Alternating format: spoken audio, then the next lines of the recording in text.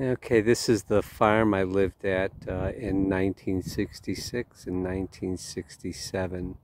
We moved in the fall of 1966.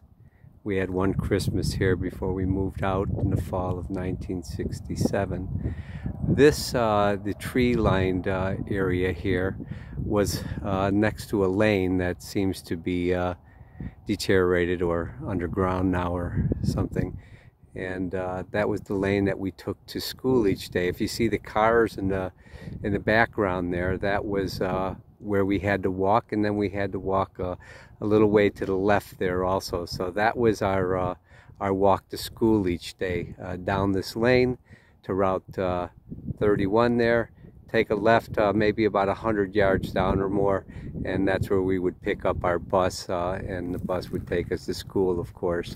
I went to Eastview in those days. Okay, this is where the house was sitting in this particular spot. If you see the telephone or the electrical pole there or whatever, it was lined with poles and wires all the way down the lane also, but you can see they kind of fell down. There is one standing that I could see. Okay, but this is where my house was. I could be standing right in the kitchen right now for all I know. I don't know exactly where everything was, of course. It was a long time ago, and the house has been demolished tremendously. It's no sign of it whatsoever, really. There was a big red barn right where I'm pointing right now, and off to the left when we first moved in, there was a trailer there that his name was Tom. I forget his wife's name, but Tom helped with, well, he was paid to take care of the farm, the horses. There's a few hundred horses on this farm. So it was a paradise for me at the time, which I think I was 9 when I moved in.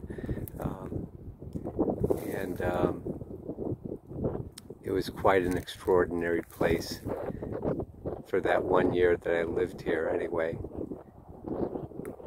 But right here is the where the house was. Kind of take a better view of everything here.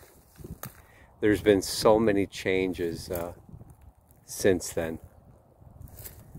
Tremendous changes. There was never a cornfield like where I'm looking right now. That was where the horse stables were, you know, and there's a road that has been built that's coming down there where you can see the bridge anyway. That was never there.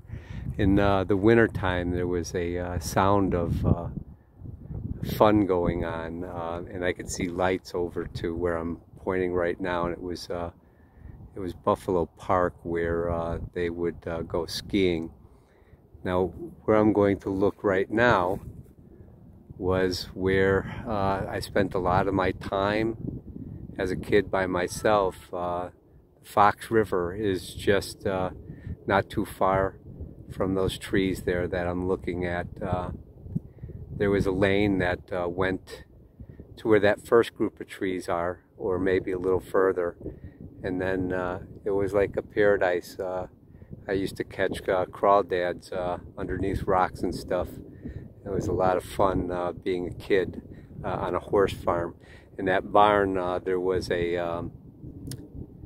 rope that I could swing from side to side on, and the horses, just the horses being there, they were tremendous. They were beautiful horses, all of them.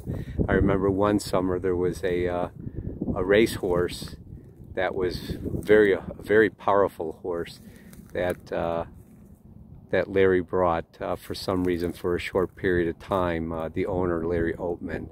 And I remember how beautiful and how strong and how majestic that horse looked compared to the other ones. The other ones looked very like almost plow horses compared to this horse, but they were very strong horses as well. And I didn't know it, but